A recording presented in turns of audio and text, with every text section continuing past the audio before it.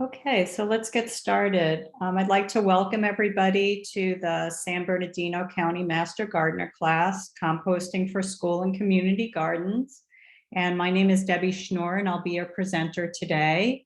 A little bit of background on me. I completed my Master Gardener training in March of this year, and I'm an environmental education coordinator with University of California Cooperative Extension, San Bernardino. I live in Rancho Cucamonga, where I'm a member of the Route 66 Community Garden. I've been working on larger scale composting projects at Route 66 for the past year. And I was also a Food Corps AmeriCorps service member at Phelan Elementary School during the 2019 to 2020 school year.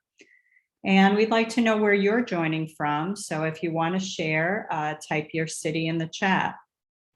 And while this talk focuses on school and community gardens, it's really for anyone who wants to learn how to compost at a larger scale. So Maggie, where are people joining from? We've got Upland, we've got Claremont, we've got Atlanta, Georgia. So those are just a few. All right. And San Bernardino. So that, yeah, we got all over the place. Okay, fantastic. So let's start with a few housekeeping items. This presentation is being recorded, and I will stop periodically to answer questions. And if you have a question, you can type it in the chat or unmute yourself to ask the question live. Please turn off your video to save bandwidth and mute yourself if you're not speaking to minimize background noise. If you'd like to see the slides, resource sheet, and video of this presentation, go to recent presentations on the left menu of our website, and that's at mgsb.ucanr.edu, and they'll be posted there within the next couple of days. And Maggie will be putting some links in the chat, and you can save the chat by clicking on the 3 dots in the upper right corner of the chat window and selecting Save Chat. And Maggie will also be putting a link to a survey that will help us improve our programs. So we hope that you'll please take a few minutes to complete it at the end of this talk, and I'll give you another reminder then. So the San Bernardino County Master Gardeners are part of the University of California Agricultural and Natural Resources Division, and Master Gardeners are trained volunteers who educate the public. And one thing that's really emphasized in our training is the use of peer-reviewed, evidence-based scientific research from the University of California and other universities. And we give presentations and demonstrations on a wide variety of topics, including growing food, sustainable landscaping, and better living through gardening. And the Master Gardeners are also part of the University of California Cooperative Extension, UCCE, which runs cooperative programs between the university and the county. And so other UCCE programs that you might be familiar with include FNET, the Expanded Food and Nutrition Education Program, 4-H, Master Food Preservers, and academic advisors who work in areas such as natural resources and horticulture. And you can visit the San Bernardino County Cooperative Extension website to learn more, and that's cesanbernardino.ucanr.edu. And if you're interested in seed sharing and saving, there's a San Bernardino Regional Seed Library that shares seeds with the public. There are 2 locations, one in Montclair at the Chino Basin Water Conservation District, and one in Yucaipa. These are currently closed due to COVID, but we'll let you know when they reopen. And we're still presenting our monthly seed saving classes online. You can sign up on our website where you registered for this class. And our next class is Pollination Traffic Control on Thursday, October 28th.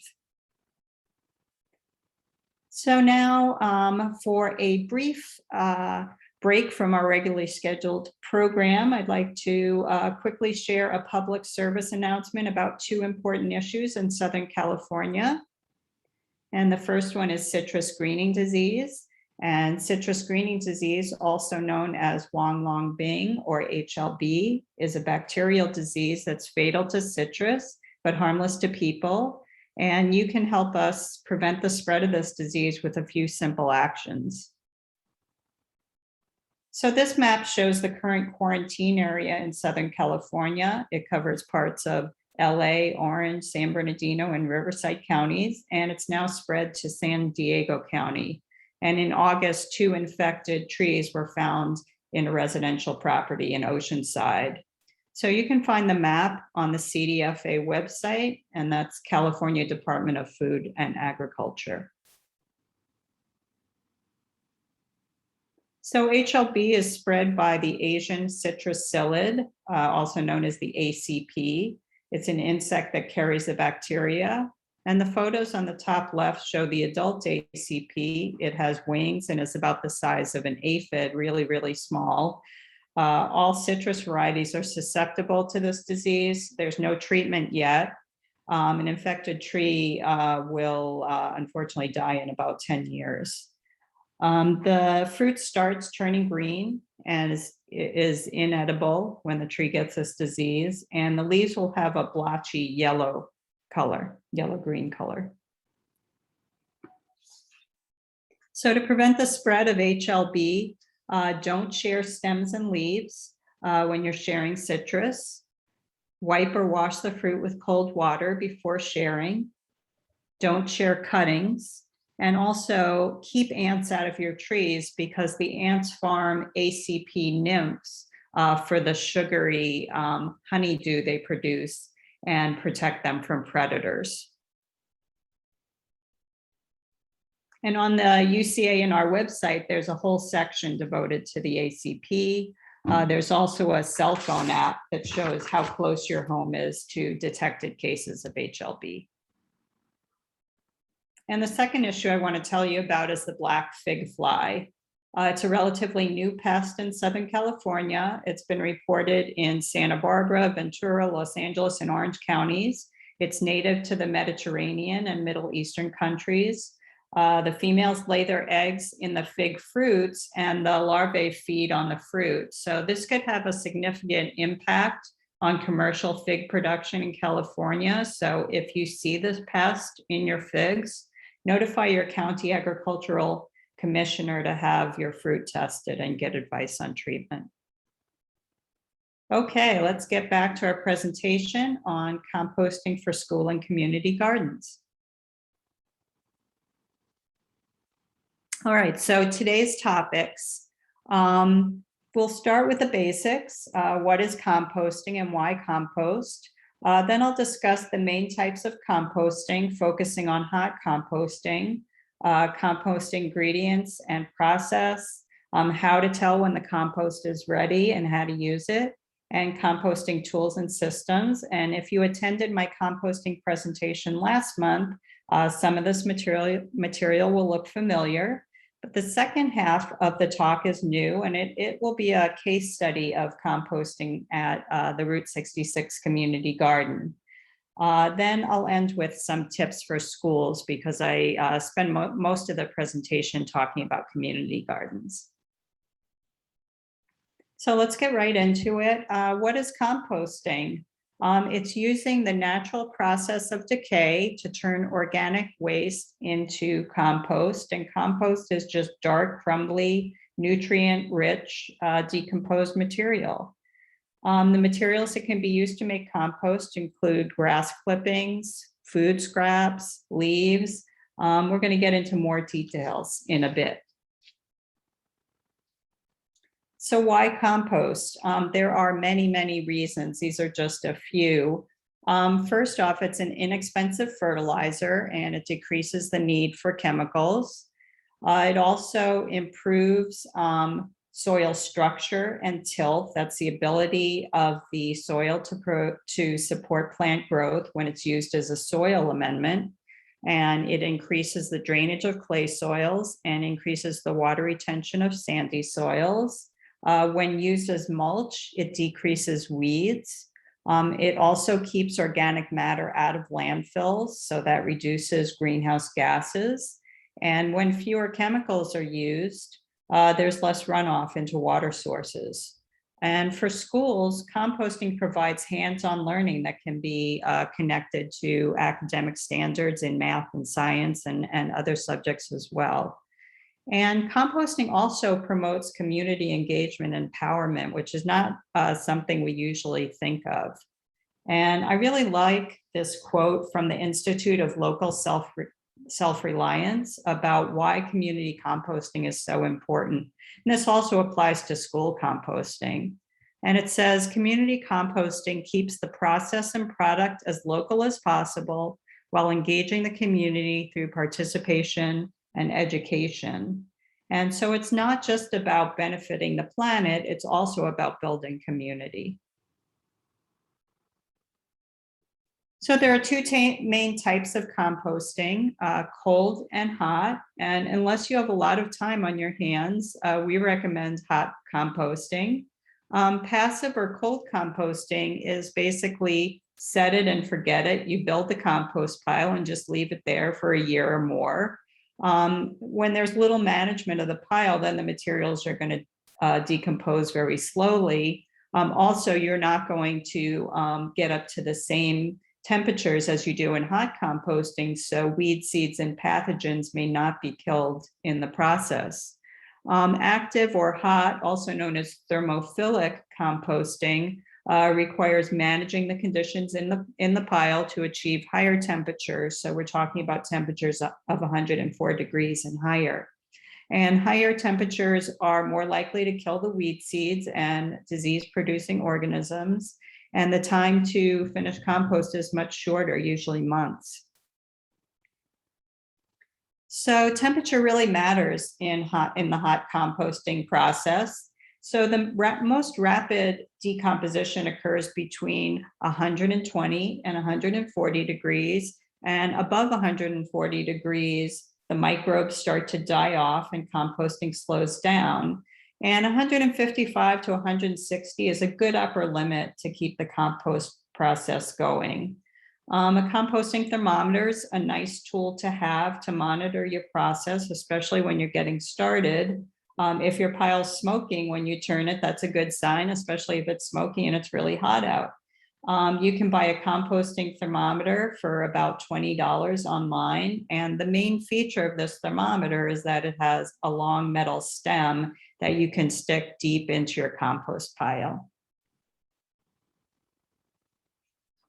So the basic ingredients of composting are organic materials. They're also called feedstocks, water and air, which contains oxygen. And organic materials just refers to anything that was once alive.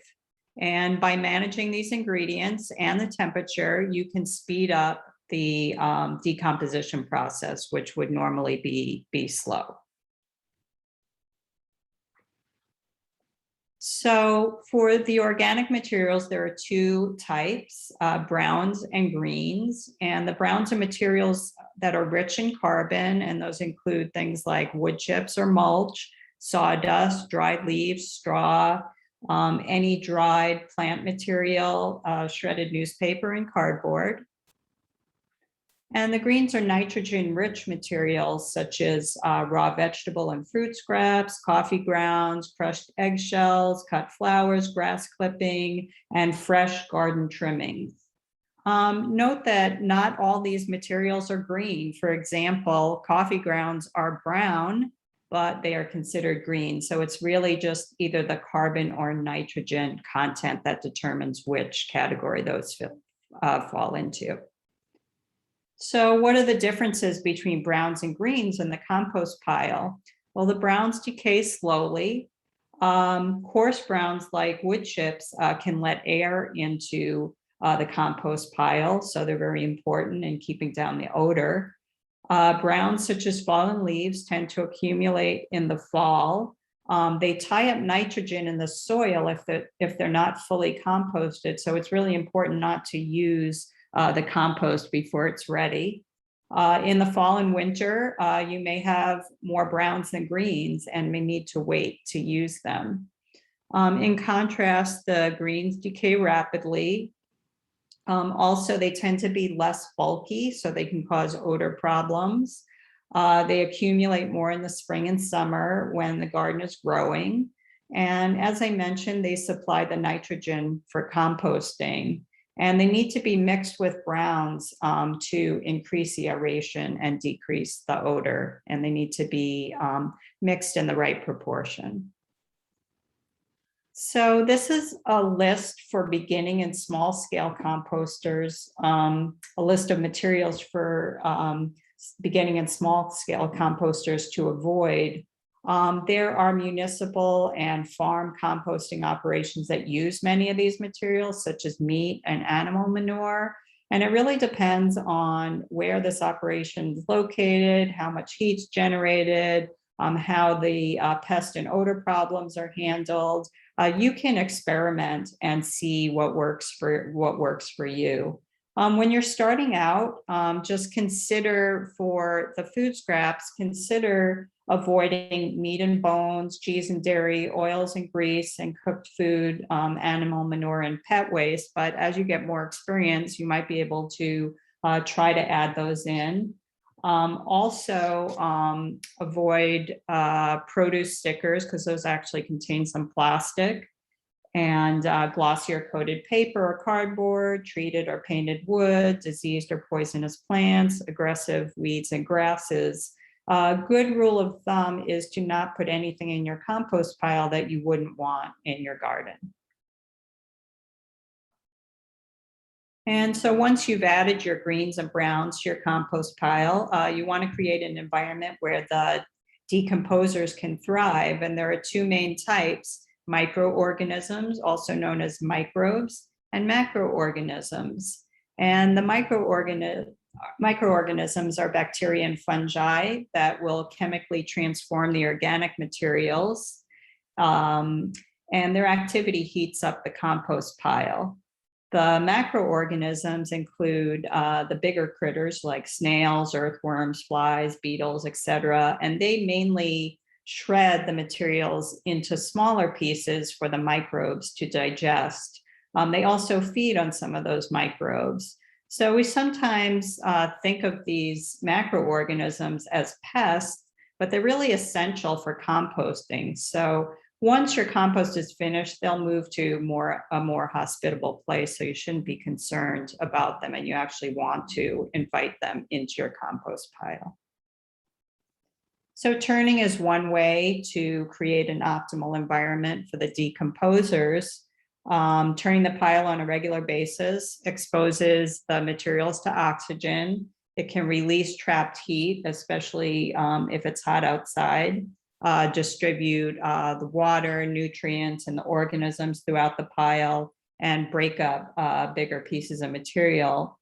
Generally, the more often you turn the pile, the faster it will decompose. The most important time to give it attention is when it's warming up.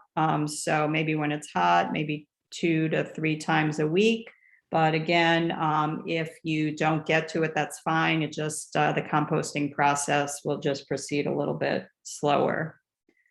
And then the best way I've found to turn the pile is with a 5-tined pitchfork, sometimes called a manure fork. If you have a big pile, a pitchfork, I think works better than a shovel. And as I mentioned previously, water is one of the key ingredients in compost. And for the fastest decomposition, the water content needs to be just right. So if the pile's too dry, the decomposition is going to slow down or stop. If the pile's too wet, the process may lack oxygen or go anaerobic, and the pile's going to start to smell. You can easily figure out if you've got the right amount of moisture in your pile just by doing a hand test. So if you squeeze it, it should feel like a wrung out sponge. Maybe there'll be a few drops of water in there, but it shouldn't be soaking wet. The ideal moisture content for an active pile is about 40 to 65%. So other factors to consider are the size of the input materials, the balance of brown and greens, and the size of the pile. So the smaller the materials, the faster they're going to decompose. So if you can, chop the materials into 1/2 inch to 1.5 inch pieces. You can shred or grind woody material and leaves, as long as you're leaving enough bulky material to maintain the aeration. It's also important to find the right balance of browns to greens. And the optimal carbon to nitrogen ratio by dry weight is 30:1. And different materials have different ratios. So you could do all the math to look all this stuff up online, or you can just use equal volumes of browns and greens and add more browns if the pile starts to smell. I actually prefer to use 2 to 3 times more browns than greens. Better safe than sorry. Use coarse browns such as wood chips as a base and a cover layer when creating your pile, and be sure to cover food scraps and browns to avoid attracting pests. And finally, the size of the pile should be at least 3 feet tall by 3 feet wide by 3 feet deep to retain the heat for composting. Also, like closed bins will retain heat better than open piles. If you don't have this much space for a pile, it'll be fine, but the composting may take a little bit longer, may not get as hot. The diagram in the top right shows how to construct a simple compost pile with a dome shape. So it has a base and a cover of compost or browns, with the mix of greens and browns and the food scraps in the center. And you just want to make sure that the food scraps are covered to avoid pest issues. So in hot composting, the pile goes through several temperature phases. The first is the mesophilic phase, where the temperature ranges from about 50 to 104 degrees. And over the first few days, the pile will start to warm as the bacteria and fungi grow. Then comes the thermophilic phase, where things really start happening, and the temperature will go up to from 105 to as high as 160 degrees. So the pile is going to reach its peak temperature during this phase as the microorganisms really break down those organic materials. And this can take anywhere from days to months, most likely weeks. And then the final phase is curing, where the pile cools down and decomposition slows and eventually stops. And when the pile no longer heats up after you turn it, let it cure for about a month before using it. And now I'm even starting to let it cure for longer than that, like 2 months at least. And you want to make sure that active decomposition has finished when you finish curing. And the longer it cures, the more the material will break down and the finer it'll be. And while the pile's curing, you still want to keep it moist and aerated, but you don't have to really fully turn it the way you did when it was in the thermophilic phase. So the compost is ready when it looks like compost. Should be dark brown, crumbly, loose. They call it humus or humus-like. It smells earthy. It just looks like decomposed material.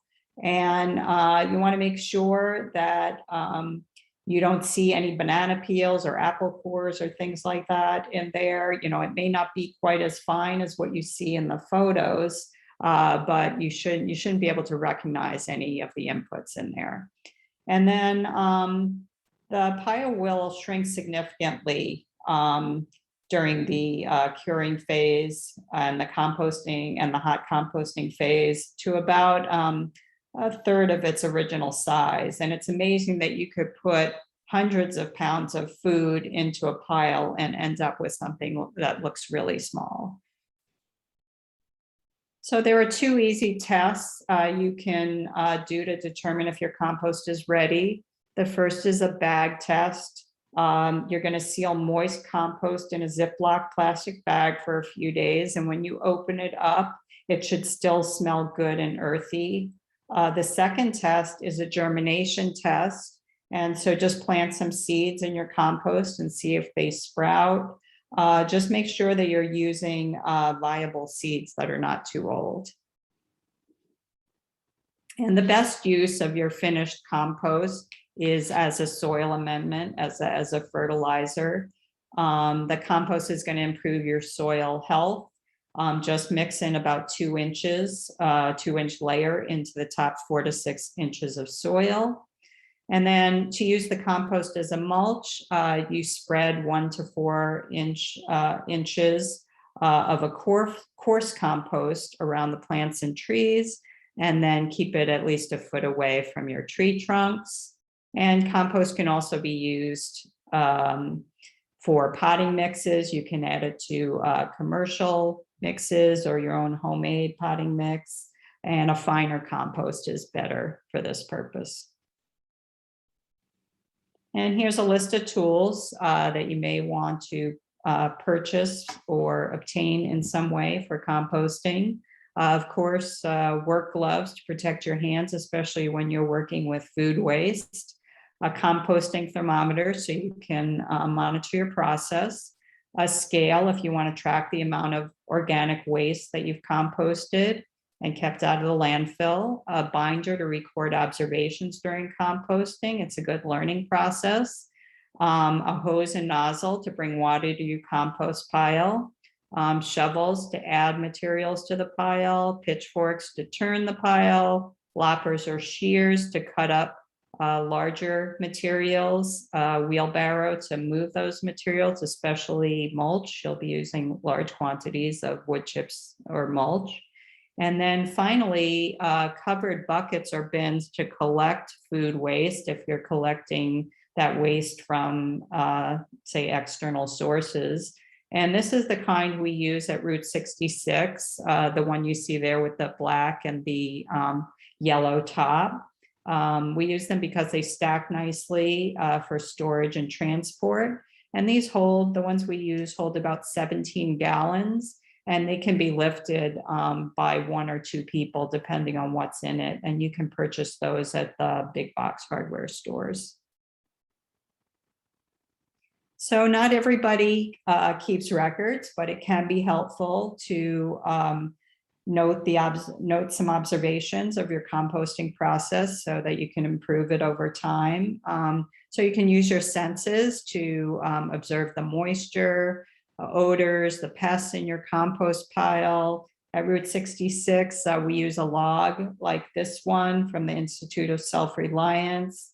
And each time we work on the compost, we note the date, put our name, the moisture content, and it's more like dry, ideal, or wet, odor, temperature, and we measure temperature in 2 places, one on the top, one on the side, and whether the pile was turned. Also, we might note if we're adding any additional materials to the pile.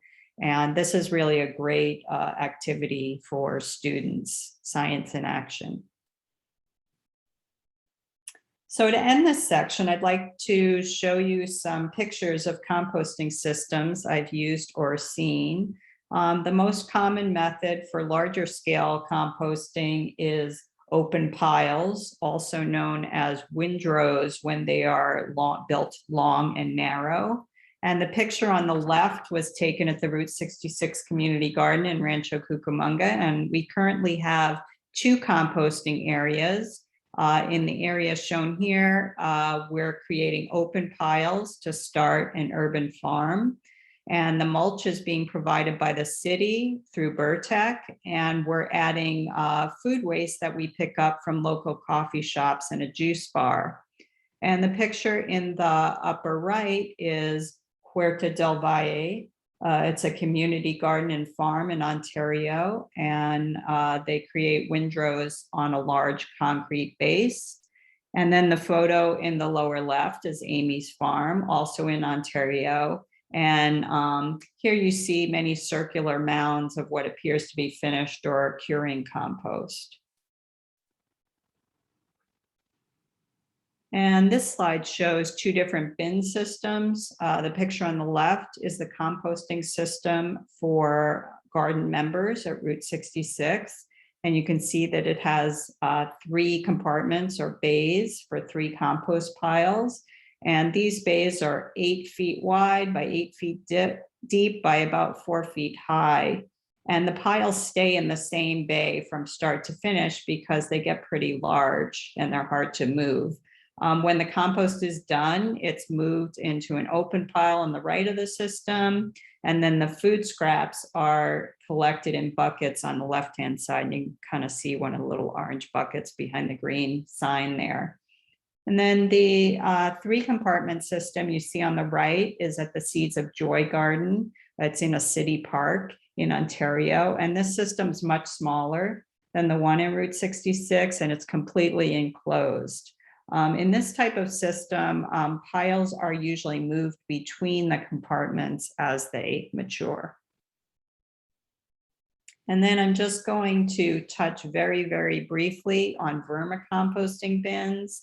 Vermicomposting uses worms as the primary decomposers, but it doesn't really produce enough compost for large-scale composting, but it is a great teaching tool for schools. The photo on the left is at Huerta del Valle, and it's the biggest vermicomposting system I've seen at a farm or garden, but maybe I haven't seen too many, but it's pretty impressive. And it's just like each one of these square bins is just one big area where the worms are mixed with the food scraps. And then the 2 pictures at the right are common smaller vermicomposting bins. The main type of worm used in vermicomposting is the red wiggler because they're surface dwellers and they eat the organic waste that's added to the top.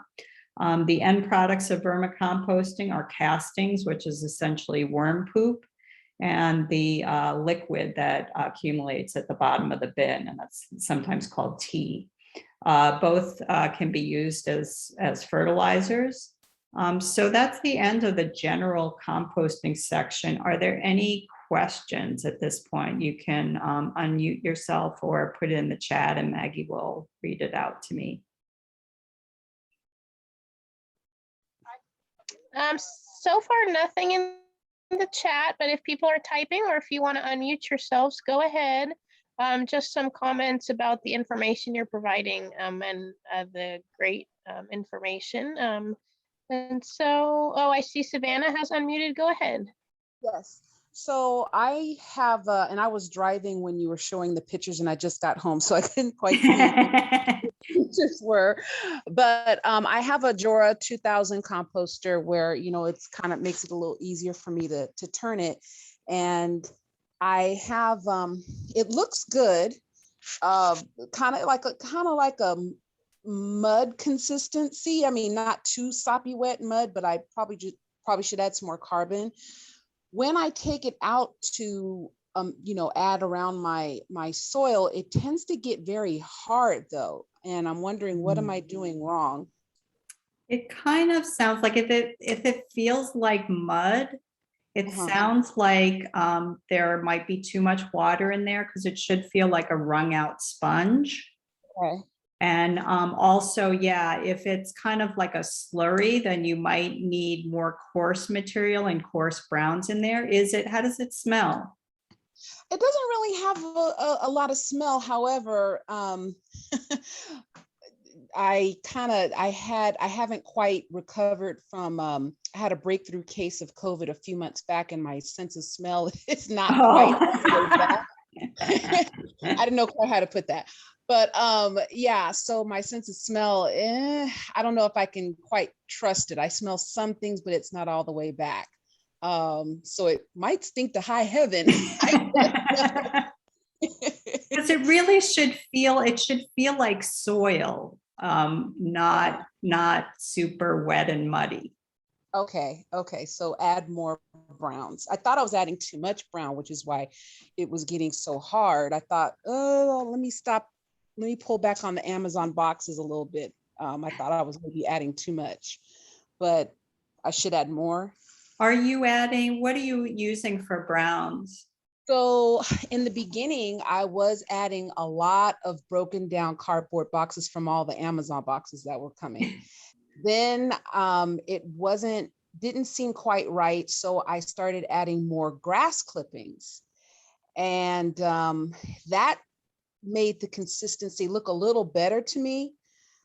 But like I said, when I would put it around some of my plants, or put it in there for fertilizing, it got really, really hard. So I don't know if Yeah, that's I've just found that using wood chips or mulch, like if you have mulch, okay. you can either buy it in bags or get it free from various places. Mulch is really, really key. Okay. And it's very, very helpful in getting the right consistency. Okay. Yeah, because it's not looking like the compost soil that I see on YouTube. I'm like, how come mine doesn't look like that? So, okay, mulch. I will definitely look into that. Thank you. Yeah, try sticking a bag of mulch in there and see what happens. And maybe a little bit less water. Okay. Okay. All right. Well, Yeah. If you want to send a picture to the helpline, feel free to do that. Then we can analyze it.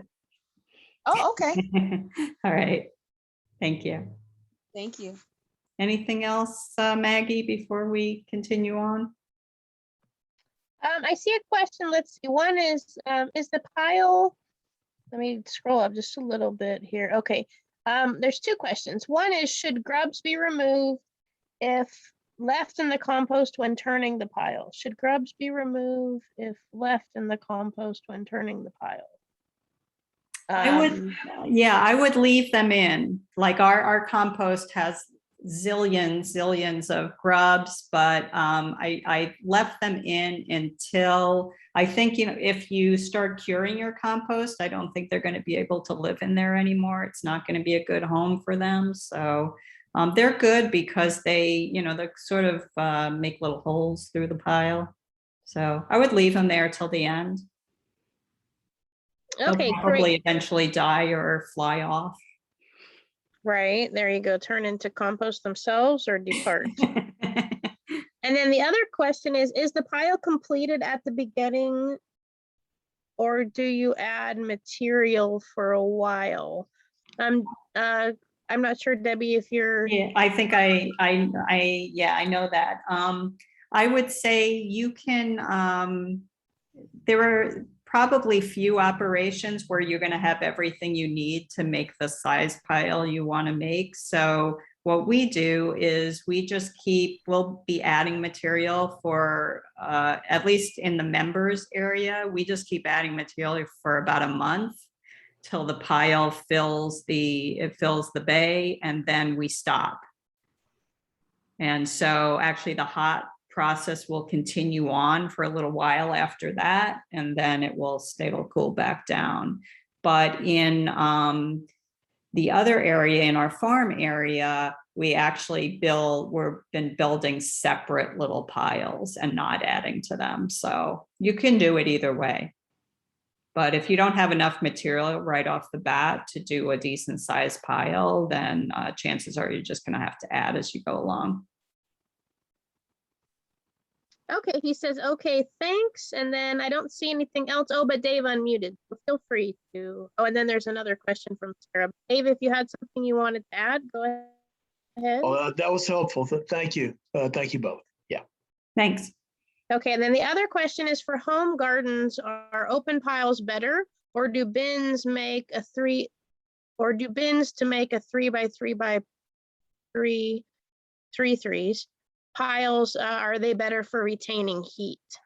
Yeah, I'd say it would be for especially in the winter time. So you may want to stick with that. I think there's really nothing wrong with an open pile, and it really depends on, you know, how big your yard is and how you want it to look. So some people like the idea of putting their compost in a bin just because it looks, you know, neater, and it's contained, and it might contain some of the macroorganisms in there, but either way works. And especially if you can build big enough pile, it definitely does not, it doesn't have to be in a container of any type. Okay, thanks is the comment back. And so I think we're good to go. Good Okay. questions, great answers. Thanks. Okay, I'm trying to be cognizant of time here. I actually have a lot of more information, but I don't want to keep people too long. So if you do have to drop off at 7:30, feel free, and I'll try to get through the rest of the material. Okay, so next, I'm going to move on to the case study. So we're going to focus on a master gardener project that we had to build a composting system for the Route 66 garden members. And this is the team that built the system back in April of this year. And then at the very end, I'm going to talk a little bit about this larger urban farm project we have going too. So in case you are not familiar with the Route 66 garden, this map shows where it is in Rancho Cucamonga. It's down here in where this little red pin is. And so it is west of the 15, south of Foothill Boulevard, next to an old Sears store. And even people who live in Rancho don't know it's there. If you look at the picture in the upper right, it's this very, very narrow strip of land. So it goes all the way from Foothill down to Day Creek, and the members' plots are just kind of in a small area in the middle, but it's on, it contains 14 acres of land. And so there's a lot more that can be done with this land. And the garden's about 10 years old. And it's really flourished during the pandemic. All the plots are currently taken, although we keep building more to accommodate more people. So here's some pictures just so you can get an idea of what the area looks like. So the left photo is the entrance to the garden plots, and this is looking west. And then some of the garden plots are shown to the right, and we're looking to the east here toward that shopping center. You can see that everybody has built some form of protection from the rabbits and the gophers and whatever else, because it's pretty, there are a lot of wildlife out there. And here are some more photos. The photo on the left is the children's garden, and that's where some of our food is grown that is shared with the garden members and also with the community. And the photo on the right is my raised bed last year, and I created a square foot garden to share with my students at Phelan Elementary when they were all learning remotely. And so they weren't able to access their own garden at that time. So when starting a project, it's very helpful to create specific goals. And these were our goals for the Route 66 composting project. Our initial goal was to finish the project by the end of June, but we still had some loose ends to tie up, so we extended it to August. So the purpose of the project was to design and implement a composting system for the Route 66 community garden for less than $1,000, and that was in donated materials and funds by August 31st, 2021. And then we had a team of master gardener trainees leading the project, and a few master gardeners in there for good measure, leading the project with assistance from the Route 66 garden members and other members of the community.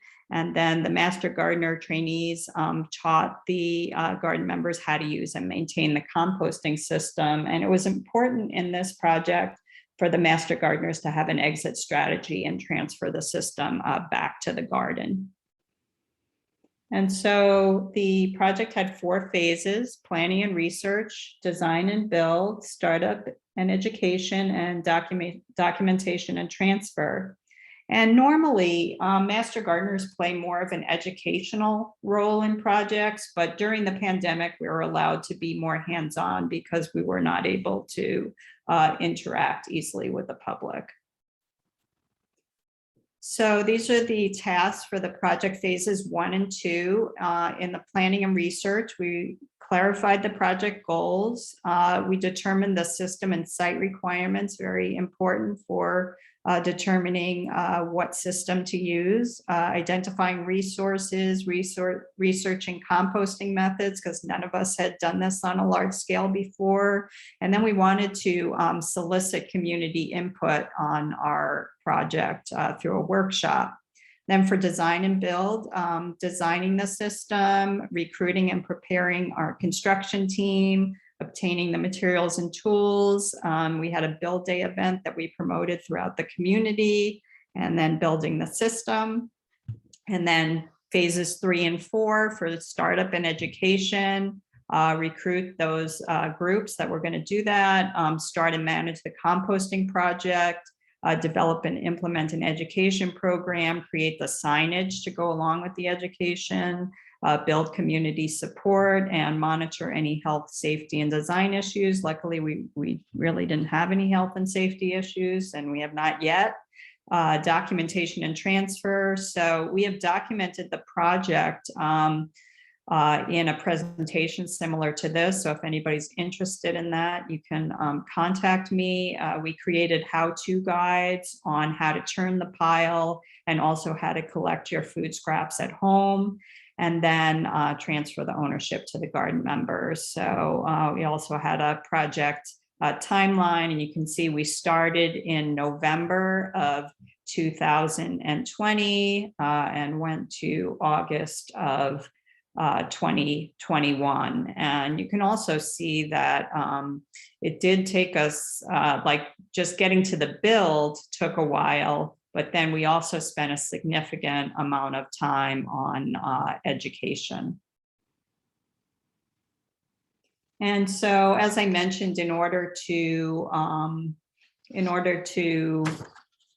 decide what system to use, we wanted to write down the system requirements and site requirements. So for system, we wanted it to be easy to use and maintain, sized for the needs of the Route 66 garden, which is why it would be bigger than a backyard composting system, expandable in case we need more compost, inexpensive, keep out the unwanted pests and wildlife.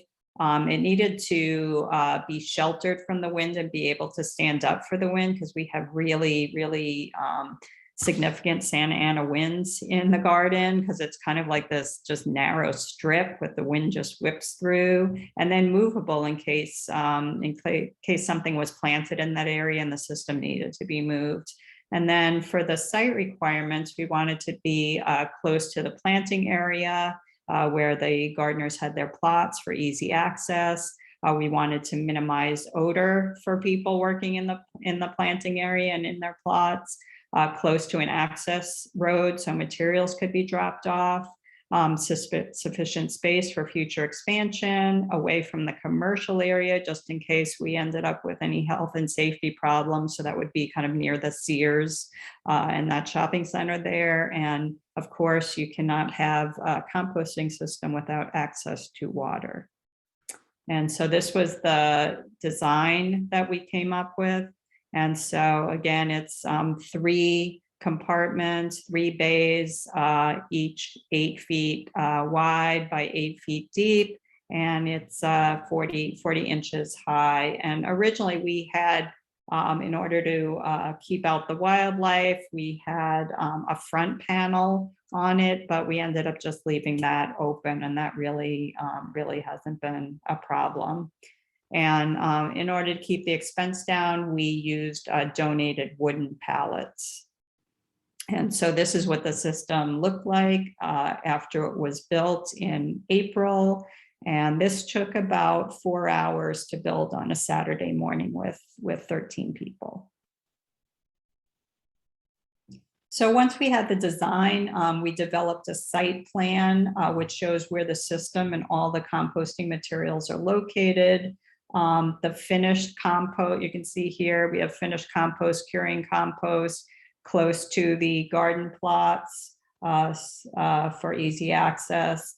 And then also the greens piles, browns piles, and mulch on the other side, and then an area to be able to turn and mix these components. Oh, and then I just want to point out that we wanted it to be close to this access road. So if we got deliveries of mulch, it would be easy for somebody to get in there. So for composting resources, we found that it is helpful to have both material and monetary donations for flexibility. Big box hardware stores are very generous with donations. At least that's what we found for local schools and nonprofits. And there are a lot of used pallets around that businesses are actually trying to unload. They may not be in great shape, but for a project like this, doesn't really matter. If you use pallets, make sure that they're heat treated or kiln dried and not chemically treated. Otherwise, you could end up contaminating your compost. And if you're composting at school, you'll probably have enough food waste from the cafeteria to feed your compost pile. But if you're composting in a garden, depending on how much you're producing, you may need to approach local businesses like coffee shops, juice bars, restaurants, and brewery to get the variety of green material that you need. And then composting also requires large quantities of mulch or wood chips. And we are getting our mulch free from the city of Rancho Cucamonga and also from local tree trimmers. And it is possible to get a large amount of wood chips from tree trimmers. However, you just have to get somebody you trust because they could be giving you a lot of garbage along with the good wood chips. And then monetary donations can come from a variety of sources like organizations, individuals, fundraisers, grants. For our project, we had a limited number of donations from individuals. And as the project was finishing up, Route 66 received a composting grant from Community Composting for Green Spaces, which is a project funded by Cal Recycle, and I'll discuss that in a few minutes. And these were all the materials that we needed for the build. The tools were provided by the volunteers. They just brought them with them, so we didn't have to buy anything there. And then the pallets and the hardware were all donated. So we used 21 pallets. I think we had some extras left over, but we just wanted to make sure we had enough good ones, some deck screws, and some metal fence posts. And then community education was a big part of our project. In the third phase, we held 3 formal workshops and spent many Saturdays in the garden, just hanging out, talking to garden members individually, sharing some printed information. And signage is a big part of making sure the process runs smoothly when you've got multiple people involved. So to make sure the right materials are put in the right place. And the flyer on the right is the one that we used to promote our first workshop, along with using social media, of course. And so the lessons learned for us is it probably would have been a good idea to start with an open pile first, just to get things going, because it really did take us quite a while to build that system and get started, when really we could have just gone out and gone to our local coffee bars and brought our food waste and could have started almost immediately, but we waited a long time to make sure we got it right. Not sure that was the best move. And then we found out that composting can be successful with less turning. So don't stress on the turning there if you don't have enough volunteers.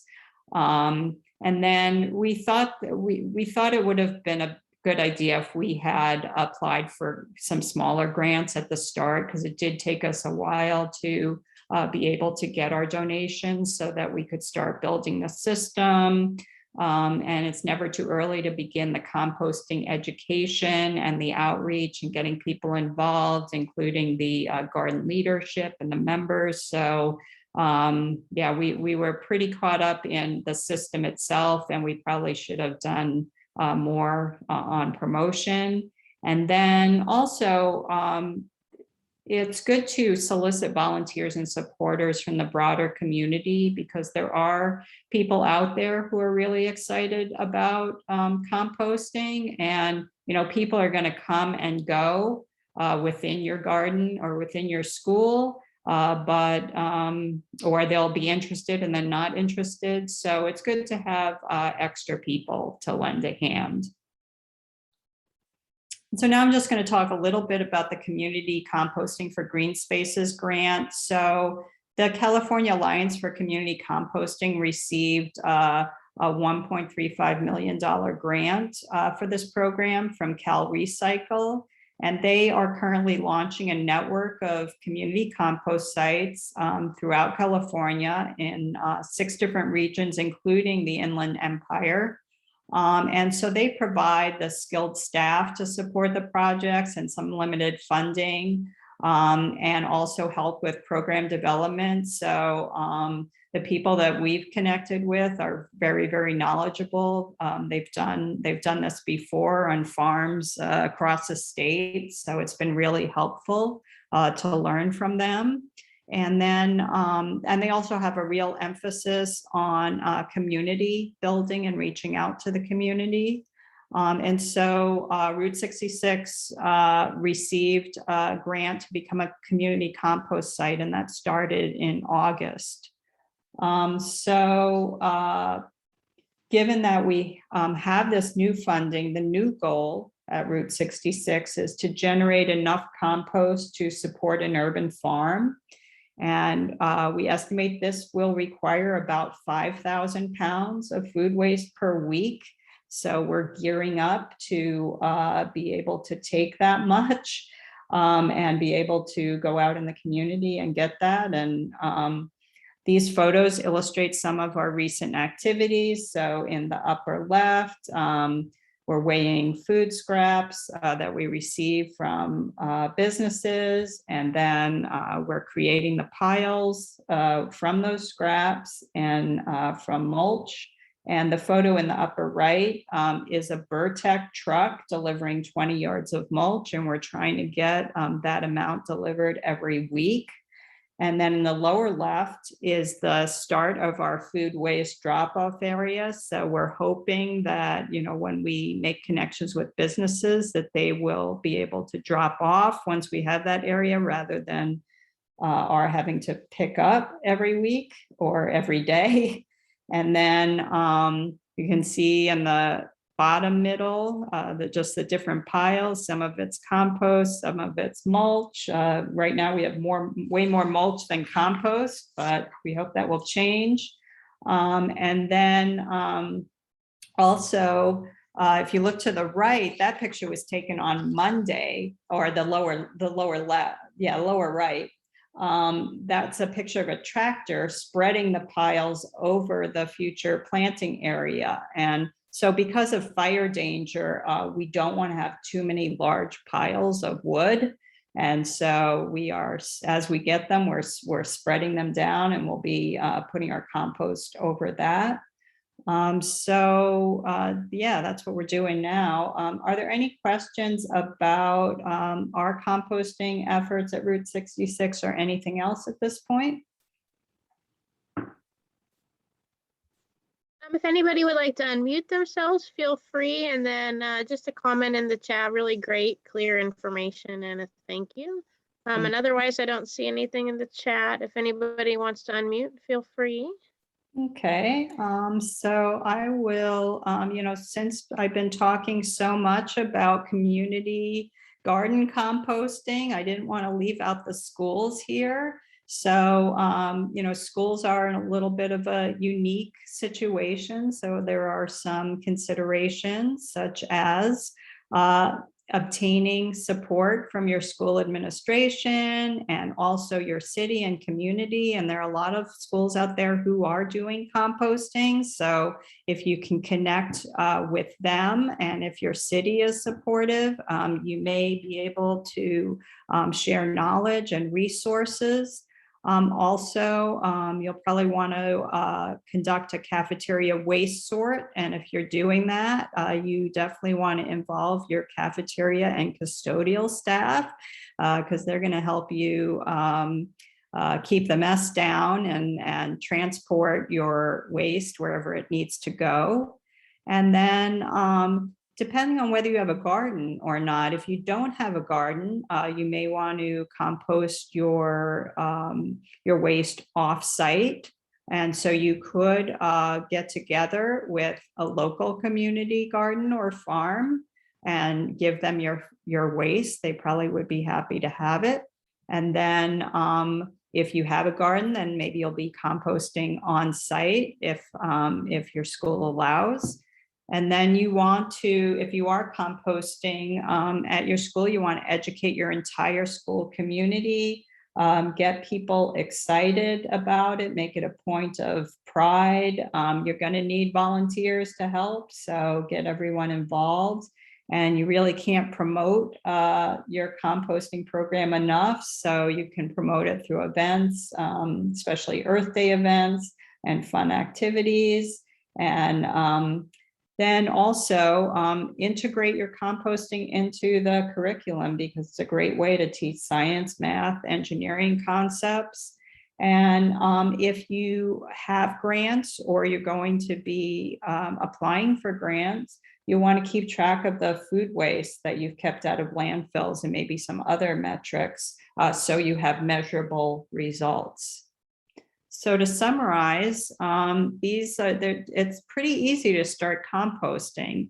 It is a project though, so just set your goals, find your team, develop a plan, select your site, choose your system, obtain your tools, collect and manage your materials, and manage your process and site. And as long as you're composting, it really is, it's not something that you can just do it once and forget about it. It has to be managed on, an ongoing basis.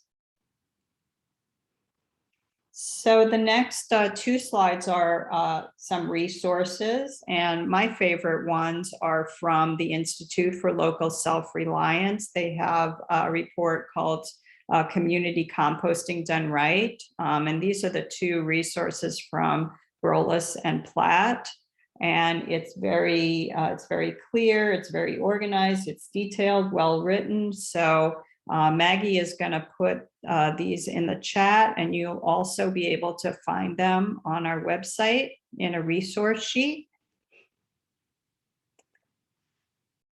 And then just want to remind you, if you like this class and you would like to attend more classes, they are on our website, mgsb.ucanr.edu. And you can also follow us on Facebook, Instagram, and Twitter at MGP Sanborn. And you can also sign up for our newsletter on our website. If you have any questions about composting or you need environmental education support, feel free to contact me anytime at my email, dschnorr@ucanr.edu. And I promised I would remind you about our survey. We'd really appreciate if you would complete our follow-up survey. It'll help us better serve our communities and improve the content and value of our programs, events, and workshops. And so Maggie is going to drop the survey link in the chat. And finally, we want to thank you for attending this presentation and supporting the UC Master Gardener program. If you think of any questions later, You can send them to me or our Master Gardener helpline at mgsanburn@ucanr.edu. Are there any final questions in the chat? Or anybody want to unmute themselves and ask a question? Wow, really great presentation. I've done some composting on a small scale, but I learned so much tonight. And so there were some comments, a great presentation. And yeah, if anybody wants to unmute, feel free, or if you're typing a question in the chat, go ahead and keep going and we'll wait for that. Okay, we'll wait a few minutes, but I just want to thank you all again. And for those who are going to be signing off, just enjoy your evening, and we hope you come to future classes.